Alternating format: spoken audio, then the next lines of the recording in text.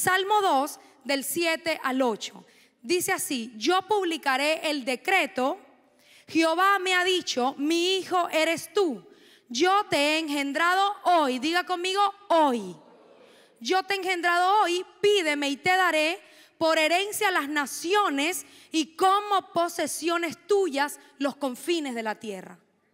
Amada iglesia, muchas veces pedimos cosas que no necesitamos. Dice la escritura: piden y no reciben porque piden para sus propios deleites, porque piden mal. A veces no sabemos lo que tenemos que pedir, pero el Espíritu Santo nos ayuda, dice la escritura.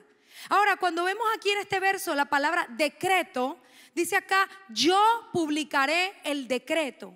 Jurídicamente, un decreto es un mandato que usualmente viene del Ejecutivo. ¿Qué quiere decir esto? De la Presidencia de la República. Y los decretos son emitidos en situaciones de urgencia, en situaciones de emergencia, cuando algo grave está pasando. Así que no es un secreto que estamos viendo unas políticas migratorias que están sacudiendo esta nación. Ciertamente hemos visto una evacuación, un éxodo tremendo de pueblos extranjeros de este país hacia otros países, retornándolos hacia Colombia, Venezuela y sus países de origen. Entonces, con razón el Señor decía: yo voy a publicar un decreto porque esto es una situación de emergencia. Amén. Es un decreto que nunca va a venir a invalidar lo que el presidente está haciendo. Pero el Señor quiere adiestrarnos para la batalla. Él quiere que aprendamos a pedir, pero también quiere que sepamos lo que es la legalidad del cielo. Cómo se pide, cómo se maneja la legalidad del cielo. Fíjense que el verso lo vamos a ir explicando. No solo dice decreto, que ya entendemos lo que es un decreto. Vamos a ver otras traducciones más adelante. Sin embargo, dice dos cosas al principio. Dice: tú eres mi hijo, yo te engendré. Así que esta petición que vamos a hacer es una petición que tiene que ver con la paternidad de Dios. No hay herencia para los huérfanos, no hay herencia para los bastardos, porque dice: yo te engendré. Y la escritura deja ver que Dios como Padre nos ha engendrado por medio del espíritu de adopción, que le da testimonio al espíritu humano de que yo soy hijo de Dios. Amén. Así que Dios está diciendo: yo voy a publicar un decreto, pero primero te voy a engendrar. Porque si eres un bastardo, si eres un huérfano, no tienes derecho a una herencia. La herencia es para los hijos. Ahora, vamos a ver lo que dice Primera de Juan 1:12, un verso que muchas veces hemos hablado de él. Dice: mas a todos los que lo recibieron, a los que creen, recibir y creer no es lo mismo. El pastor Alberto ha predicado muchas veces esto. Debes recibir en tu corazón y creer. Son dos cosas distintas. Dice también que a los que creen en su nombre, hablando de Jesucristo, se nos dio la potestad, es decir, el derecho legal de ser hechos hijos de Dios. Así que cuando creemos en Jesucristo, Dios nos da el acceso a la paternidad por medio de Él. Juan 1:13 dice: los cuales no son engendrados por voluntad de sangre, por voluntad de carne, ni por voluntad de varón. Estas tres cosas, carne, sangre, voluntad de varón, no es más que la voluntad humana. Como se engendra un bebé. La voluntad de la sangre, de la carne, del varón, es como se engendra un bebé desde el punto de vista físico. Pero aquí dice: no es de esta manera, sino una forma de engendrar espiritual por el Espíritu de Dios. Esto es el espíritu de adopción. Amén. Ahora dice entonces el verso Juan 15:7. Dice: si permaneces en mí y mis palabras permanecen en ti, vosotros, los que han cumplido con este requisito, pedid todo lo que quieras y os será hecho. Es decir, yo tengo que permanecer en la palabra de Dios para poder pedir, y esto es lo que me va a ser hecho. Y vamos a ir desglosando este verso porque quiero que después vean el contraste que hay entre las cosas que Dios promete y ofrece y una forma como Satanás duplica todo lo que hay en el reino de los cielos. Todo lo que Dios creó tiene un facsimen, una copia en el mundo espiritual. Y cuando no sabemos, cuando no conocemos la verdad, es muy fácil caer en un engaño. Porque si tú no conoces un billete, si tú nunca has ido a Escocia y nunca has visto un billete de ese país, pues yo te muestro uno falso y tú no sabes si es real o no. Pues todo lo que Satanás hace, lo hace por medio de la copia. El Señor dice, pídeme, tú eres mi hijo, yo te engendré. Gálatas 4:7 dice, así que ya no eres esclavo, sino hijo de Dios. Y si hijo es un condicional, entonces también eres heredero por medio de Cristo. ¿Qué quiere decir esto? Que el verso que estamos leyendo central, Salmo 2, para yo poder pedir a Dios una nación y las posesiones de las naciones, número 1, debo ser hijo. Debo haber sido engendrado por el Espíritu de Dios para hacer una petición como esta. Diga conmigo, si yo soy hijo, soy heredero. Eso es un decreto de parte de Dios. Amén. ¿De qué porción de la palabra de Dios, de qué porción de la herencia Dios me está hablando en el Salmo 2? La herencia es todo, pero esta porción de la herencia se llama naciones y posesiones de las naciones. Porque el Salmo dice, pídeme y yo te daré por herencia algo de toda la herencia, te voy a dar las naciones y las posesiones que hay en estas naciones. Ahora, hay algo que yo llamo la legalidad judicial del cielo.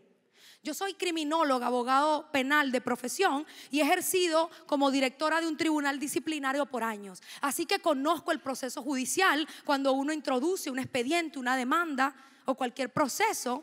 Y yo llamo a esto el derecho o la legalidad judicial, es decir, el proceso legal que se produce en el cielo para que Dios pueda otorgarte lo que Él ha prometido. Y eso es lo que el Señor me pedía. Quiero que le enseñes a ellos a quitar todo lo que está obstruyendo que ellos puedan recibir las naciones. Las herencias que Él tiene de diferentes porciones no pueden darse cuando hay ilegalidad. Ahora, en esta corte o en este derecho legal, judicial, escritural, hay jueces, hay fiscales del ministerio público, hay leyes tal cual como una corte real. El Satanás es un acusador, que significa adversario, es decir, el que se opone. ¿Cuál es el trabajo del enemigo? Establecer una acusación sólida. Una acusación que el juez pueda aceptar. Porque cuando la acusación no tiene pruebas y no es sólida y esto entra en el juicio, el juez dice, esto no se sostiene, entréguenlo, devuélvanlo, suelten a esta persona. Entonces Satanás, que es el acusador, debe construir algo en contra de tu vida para podérselo presentar al juez. En este juicio, además de haber un acusador que construye las pruebas, hay un juez que es Dios como Padre y hay un abogado defensor que se llama Cristo Jesús. Amén. Para acceder a esta legalidad, nosotros tenemos que entender algo, iglesia. Muchas veces, y hablo del presidente Trump porque muchas veces no se entiende lo que él está haciendo. El pueblo de Dios a veces no conoce lo que es la legalidad bíblica. Entonces dice, pero ¿cómo si este hombre supuestamente Dios lo puso? Él está expulsando a la gente de esta manera. Pues quiero que sepas que Satanás es un jurista, igual que el Señor Jesucristo, que es un abogado, esto es ley. Y él va a buscar toda la ilegalidad para acusarte. Si tú entraste a este país mintiendo, si te metiste por un borde, si dijiste que venías como turista y después te quedaste, si estableciste un asilo político, que es un asilo especial político, con pruebas falsas, con una supuesta persecución en tu país de origen que no es real, quiero que sepas que el otro jurista, el legalista, Satanás, él está escudriñando tu caso para acusarte. Así que es necesario destruir la ilegalidad en los procesos de inmigración. ¿Para qué? Para que Dios, porque la justicia juzga, sea que sea a tu favor o no, los juicios de Dios son justos. Y cuando la justicia cae, ella va a examinar si esto se hizo en legalidad. O sea, a veces el pueblo de Dios está pidiendo cosas que no entiende y no conoce. Dios nunca va a conceder algo legal quebrantando la ley, porque Dios no es un transgresor. Satanás lo es. Él es un ilegal, él es un bastardo, él es un ilegítimo.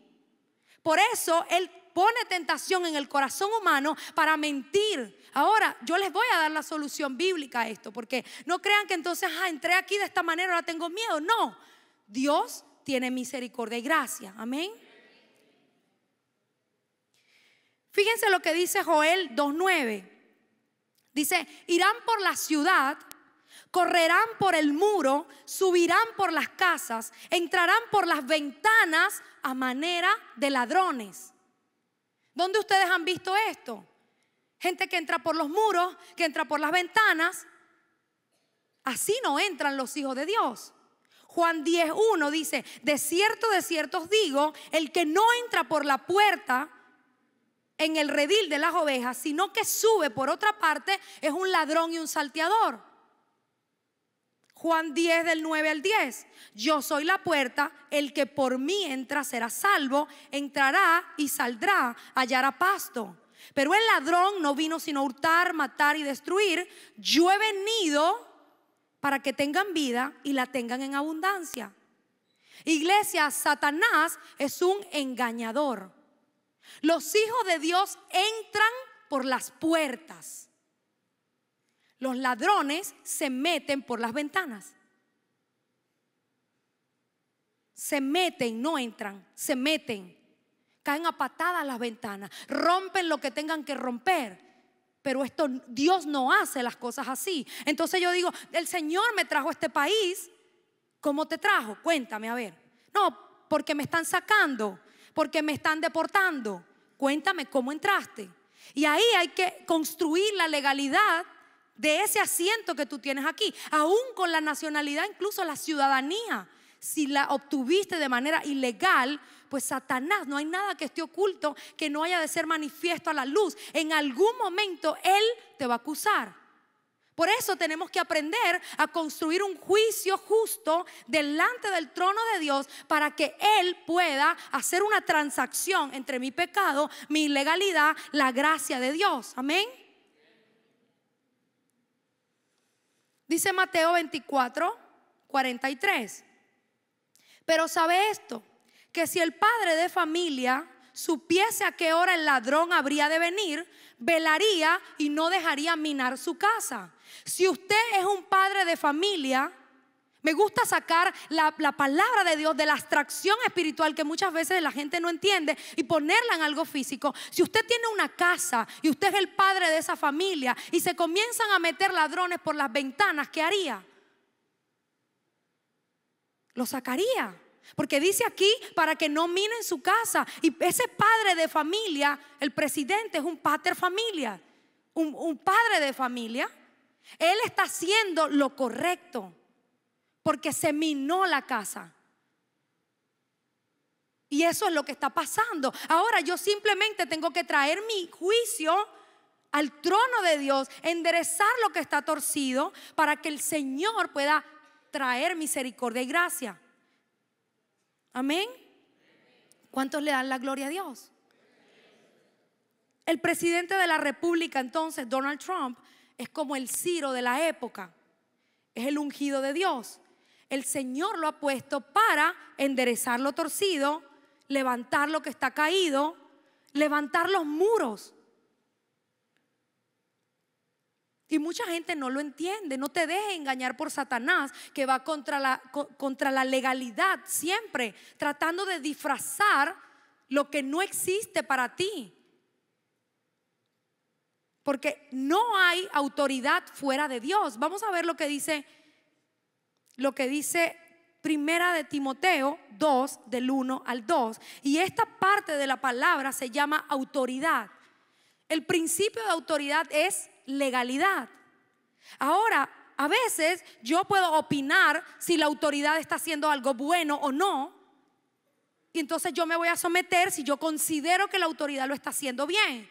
Pero a ti no te corresponde hacer eso, sino lo que dice la Escritura. Dice, sométanse a las autoridades superiores, porque no hay autoridad sino de parte de Dios. No hay autoridad sino de parte de Dios. Pero es que este es un comunista, o este presidente Trump está haciendo lo malo. Dice, no hay autoridad. ¿Ustedes quién creen que puso a Faraón a gobernar sobre Israel? ¿El diablo? Dios. porque Dios tenía un plan. Entonces dice, no hay autoridad. El enemigo quiere que tú reniegues de la autoridad. Mira por qué. Dice, de modo que quien resiste a la autoridad, a lo establecido por Dios resiste, y los que resisten acarrean condenación para sí mismos. Si yo resisto, acarreo condenación para mí. Dice, pero los magistrados no están para infundir temor a los que hacen el bien, sino lo malo. ¿Quieres pues no temer a la autoridad? Haz lo bueno y tendrás alabanza de ella. Si yo me alineo a la voluntad de Dios, a la legalidad del cielo, la autoridad te va a dar alabanza, te va a ayudar, te va a ayudar a salir del problema. Pero si tú la resistes, jamás, así tú tengas cualquier argumento al que a ti te parezca, no vas a poder con ella. Porque si haces esto, resistes a lo que Dios ha establecido. Primera de Timoteo 2, 1 y 2 dice, exhorto ante todo a que se hagan rogativas, oraciones, peticiones y acción de gracias por todos los hombres, por los reyes que están en eminencia. ¿Para qué? Si yo le digo, ore por el presidente Petro, por Maduro, porque Trump es chévere, ¿no? Es buena gente para algunos, pero Maduro, Petro, la escritura dice aquí, oren, ¿por qué? Imagínense que aquí hay 2 puntos. El Señor me está diciendo, ¿para qué voy a orar? Y Él te dice, para que vivas en toda piedad y honestidad y reposadamente. Dice, para que vivamos quieta y reposadamente en toda piedad. Si usted ora por la autoridad, sea el pastor, la pastora, el presidente, el profesor de la universidad, el abogado, quien sea que esté en autoridad, dice aquí, vas a vivir quieta y reposadamente en toda piedad. Así el mundo entero se prenda en llama, el que haga esto va a estar en piedad y reposado. Va a pasar de todo, pero a ti no te va a tocar. Van a caer a tu diestra, van a caer del otro lado y tú vas a quedar intacto. Pero no comiences a dejarte engañar por el enemigo, a murmurar, a destruir contra la autoridad, porque esto te acarrea condenación para sí mismo. Cuando atendemos personas en las cárceles en Colombia, es triste ver que ellos en un momento concibieron la rebelión y dijeron, sí, yo quiero molestar a mi papá o molestar a mi mamá cuando son pequeños. Cuando son grandes resistieron la autoridad y hoy son delincuentes y están privados de libertad. ¿Quiénes? ¿Su padre y su madre? No. Condenación para ti mismo. Si tú resistes la autoridad, la condenación va a ser para ti. Si tú haces lo bueno, la alabanza será para ti. Amén. Juan 19 del 10 al 11, para terminar con la autoridad, dice, Jesucristo, el Hijo de Dios, todo poder, hombre, pero Dios en la tierra. Miren cómo le respondió a Pilato. Entonces, ¿no me hablas? ¿No sabes que tengo autoridad para crucificarte y que tengo autoridad para soltarte? Respondió Jesús, ninguna autoridad tendrías contra mí si no te fuese dada desde arriba. El Hijo de Dios. La palabra dice, ejemplo les he dado en todo, Cristo hablando, haced como yo hice. Y si Él es el ejemplo en todo y lo están crucificando injustamente, y Pilato le dice, ¿tú no sabes que yo puedo hacer esto o aquello? Y le dice, sí, ninguna autoridad tendría si no te fuese dada desde arriba. Con un rayo que Jesús emanara, lo volteaba. Porque Él dijo, si me tocan yo puedo clamar a mi Padre y envía 12 legiones de ángeles. Él estaba claro quién era. Pero le está diciendo a Pilato, Cristo, que era mayor que todo aquí en la tierra, porque mayor que Él era su Padre, dice, sí, yo sé que si no, Dios no tuviese autoridad, no la tendría. Y si la tienes es porque te fue concedida desde el cielo. Entonces el que resiste a la autoridad es un transgresor, es un rebelde.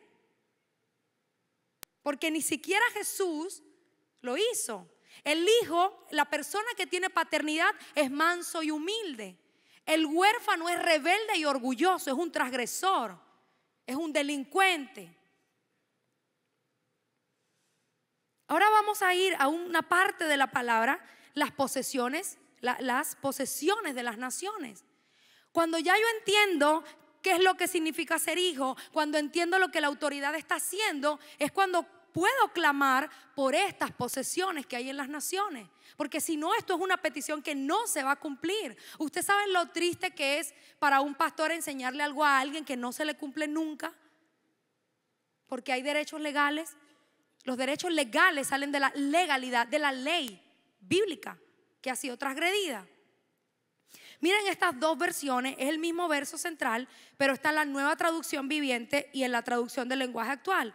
Quiero que vean acá otra vez el verso, el Salmo 2 dice: el rey proclama el decreto del Señor. El Señor me dijo: tú eres mi hijo, hoy he llegado a ser tu padre. Tan solo pídelo y te daré como herencia a las naciones, toda la tierra como posesión tuya. El Señor dice: tan solo pídelo. ¿Qué estamos pidiendo? ¿Un carro, una casa? No sé, ¿qué estamos pidiendo? Porque pides y no recibes porque pides mal. Y ahora les voy a enseñar porque el Señor quiere que pidamos esto. Nueva traducción del lenguaje actual, dice: voy a dar a conocer lo que Dios ha decidido. Él me dijo: tú eres mi hijo, pídeme lo que quieras y te daré como herencia a las naciones, todo el mundo será tuyo.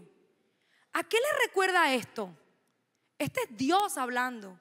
Todo es de Él, la plenitud de la tierra es de Dios. Pero Satanás, hablamos de que copia los planes de Dios y copia los diseños y copia las palabras. ¿Saben por qué copia las palabras? Porque la Escritura dice que los ángeles corren al precepto. Cuando tú declaras la palabra, específicamente el verso que tienes que clamar, el ángel corre al precepto para ponerlo por obra. Entonces Satanás copia la misma forma de hablar para él establecer su reino también.